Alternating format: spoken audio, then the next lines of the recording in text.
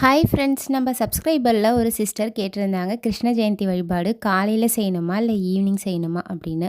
பொதுவாகவே கிருஷ்ண ஜெயந்தி வழிபாடு, சங்கடஹர சதுர்த்தி இந்த மாதிரி சில வழிபாடுகளை நம்ம மாலை நேரத்தில், அதாவது 6 மணிக்கு மேலே செய்கிறது தான் அதி விசேஷம். அதனால் அந்த நேரத்தில் நம்ம இந்த பூஜைகள் செய்கிறது நமக்கு பலனை அதிகமாக கொடுக்கும்.